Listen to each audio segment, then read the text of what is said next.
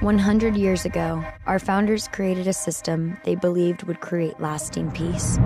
They divided society into 5 factions. Everyone is tested to determine who we are and where we belong.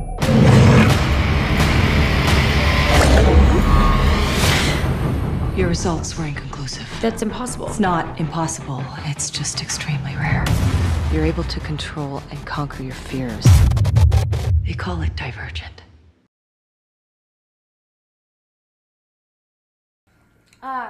We both read the book, yeah.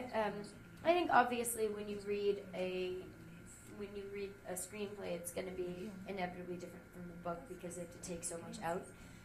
But I do feel like Neil Berger and the writers and producers did a great job at keeping all of the main storylines, the main aspects of the book involved in the movie. Yeah, inevitably you lose some material when you're adapting any book to the screen because, you know, a book is 400 to 1,000 pages long, depending on what it is. I don't want 1,000 pages. Could be more, but you know, you have to make sacrifices. But I think they made sure that they kept the integral parts of the book in the film.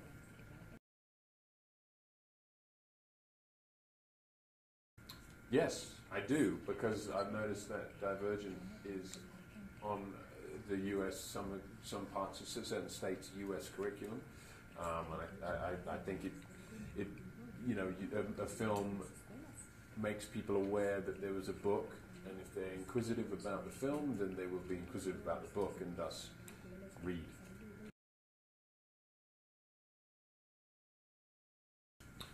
Yes.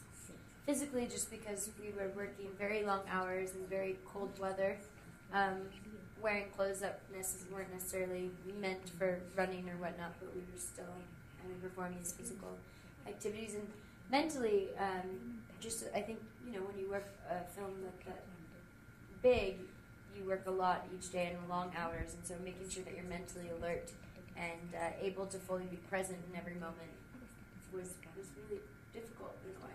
Yeah, exactly. You don't fit into a category.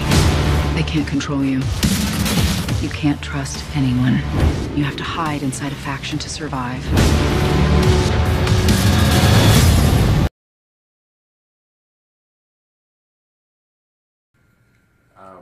Well, they are the future. So it's very important. Future ancestors. So yeah, I think it's also nice to have films that give positive role models for young, empowered women and men, especially Trish's character, Shay's character, is a very intelligent, unique, strong person, but also motivated by, you know, but also complex enough to doubt herself and maybe not always do the right thing.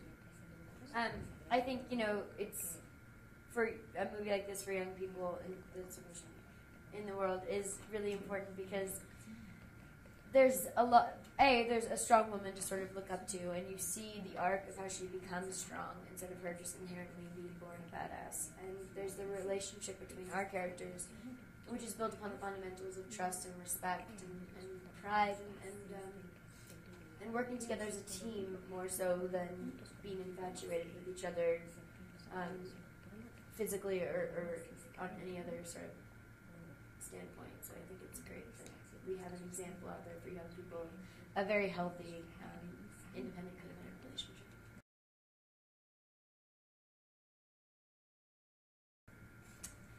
I think one of the biggest things that does make it different is you do have 2 very strong leads, one of them being a woman, and you get to see how she becomes so strong. You get to watch her in her vulnerable moments and watch her in her strong moments as well. And with Forrest's character, you know, he is very strong and he is, you know, one of the protagonists of the film, but you kind of sort of wonder why he's so broken sort of internally and why he's so tough externally. And as the movies, especially the books, progress and evolve, you learn his history, which I think is the